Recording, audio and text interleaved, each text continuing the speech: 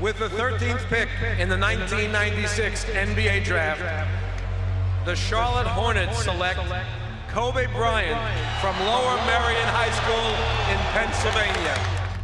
In 1996, the Charlotte Hornets made a huge mistake and missed out on Kobe Bryant, a franchise player and a 5-time NBA champion.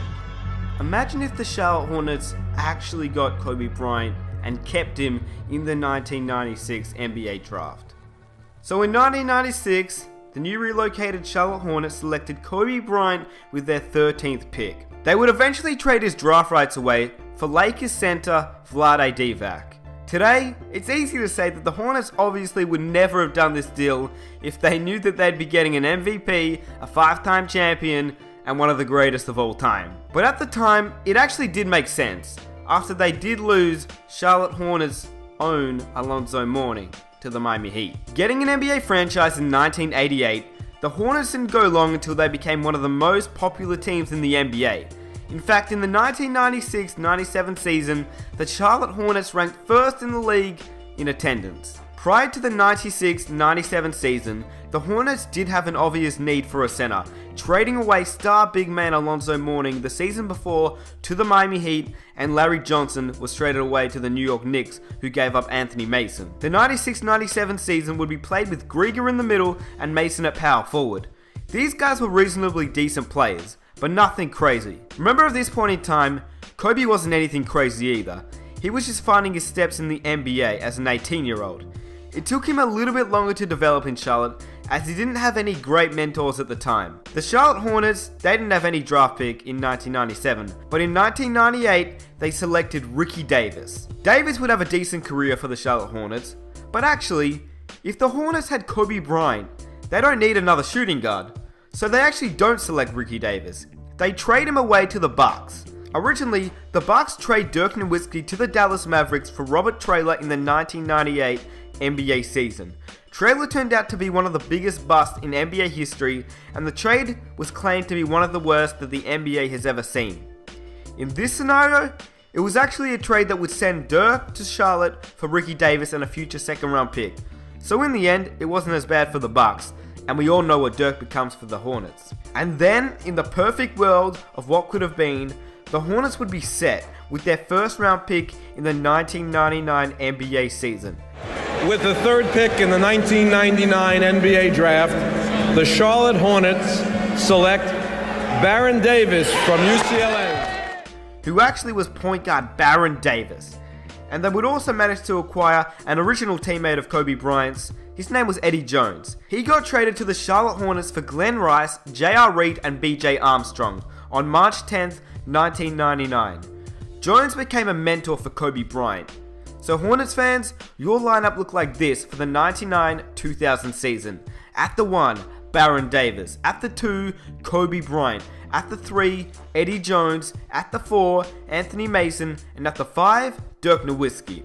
Yes, Dirk did play at the 5 for the Hornets. Of course, this team was still very young, as Baron Davis had just entered the league as a rookie. Kobe was only averaging around 22.5 points per game, and Dirk was averaging around 17 points per game. Nothing spectacular. For both of these players though, it was about 1 year before they were starting to become superstars of the league and create a deadly 1-2 punch. The Hornets finished with a record of 50-32 in the year 2000, which tied for 3rd seed with the New York Knicks. But they somehow managed to lose in the first round to a 76ers team led by guard Allen Iverson. This absolutely fired Kobe Bryant up and pretty much kickstarted his whole career to greatness. In terms of other notable changes and things that actually did stay the same in the year 2000, well, Vince Carter still stole the show at the NBA Slam Dunk Contest, Shaq was named League NBA MVP, and the Defensive Player of the Year went to former Charlotte Hornet Alonzo Mourning, who was playing for the Miami Heat. Tracy McGrady became a free agent because he disliked his secondary role playing behind Vince Carter in Toronto. Shaq and his Lakers won the NBA championship, even without Kobe. Shaq had completely dominated and carried everyone that year. He was doing okay winning without Kobe. He added a championship and an MVP that season. But a lot happens in the year 2001. Remember how I told you Tracy McGrady had become a free agent? Well, with no Kobe on the Lakers, They were in huge need of a shooting guard, and McGrady, he fit the role perfectly. He would team up with Shaq. What? Even though they had just won the NBA championship in the year 2000, the Lakers management didn't think that Shaq would carry them again, so T-Mac, he was a Laker.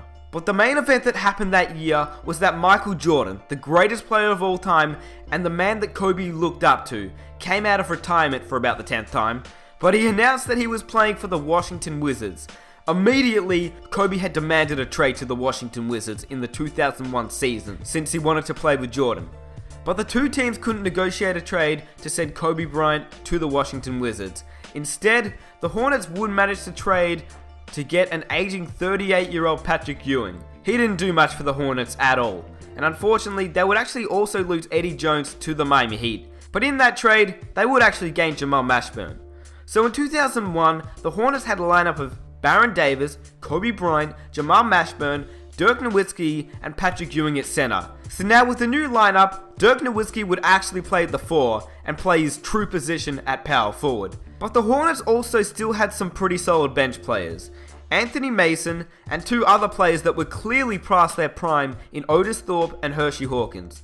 That season, the Hornets made it to the NBA Finals but lost to the Lakers, who won the championship. McGrady won the Finals MVP and Allen Iverson won the season MVP. In 2002, Anthony Mason became upset coming off the bench, and so he was traded to the Washington Wizards for 23-year-old Brendan Haywood. He would start, as Patrick Ewing would retire and become an assistant coach in Charlotte. But the 2002 season as a whole was the year that Kobe and Dirk stepped up to the plate and really delivered. They finished with a record of 62-20 and beat Shaq and T-Mac in the NBA Finals to actually win the championship. Kobe and Dirk had won their first ring at age 24. They were looking great for the future. In fact, they were looking so good that they dominated the league together for 3 seasons straight and had managed a three-peat, winning in 02, 03, and 04. There were some notable changes during that time as well. Tim Duncan was MVP in 02, Kobe in 03, and Shaq in 04. The Hornets had relocated to New Orleans, and LeBron, Wade, Bosh, and Melo had been drafted in the 2003 NBA draft. But the Pistons weren't stupid this time. They would select Carmelo Anthony. The Detroit Pistons select Carmelo Anthony from Syracuse University. You done messed up, Pistons. You done messed up! In 2004, the Hornets didn't draft Chris Paul, as they were pretty good with Kobe and Dirk. But after 2 disappointing seasons in 05 and 06, the Spurs had won the championship and Kobe won the MVP in 05, and in 06, the Heat won the championship. Yeah, Shaq still left the Lakers to join the Heat, but Nash won the MVP in the 06 season.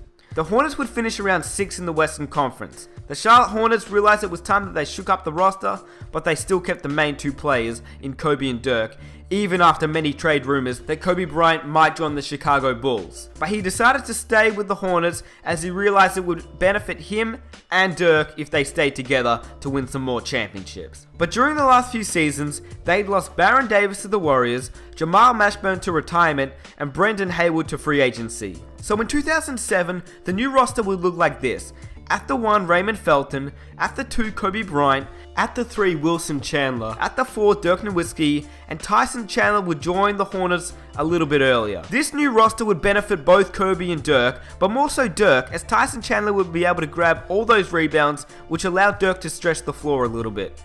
Dirk would benefit extremely well, and he would actually win the 2007 NBA MVP award. And the Hornets would go on to win the NBA championship, beating LeBron James and the Cleveland Cavaliers. It finally looked like the Hornets were going to go back to back once again, like they did in 02, 03, and 04. In 2008, Kobe had won the MVP, but sadly, he would be plagued with injuries during the playoffs, and the Hornets would be kicked out early, and the Celtics would beat the Spurs in the NBA Finals. In 2009, the Hornets didn't play so well either. It seemed like they lost all rhythm and all team chemistry that they had in 2007. LeBron was taking over the league already, winning his first NBA MVP. Will this be the end for the Hornets? Come on now, they got Kobe Bryant. Of course not. So in 2010 and 11, the Hornets would redeem themselves and win back-to-back championships. But the Hornets, with both Kobe and Dirk getting older and passing over the age of 30, this was the end of their streak.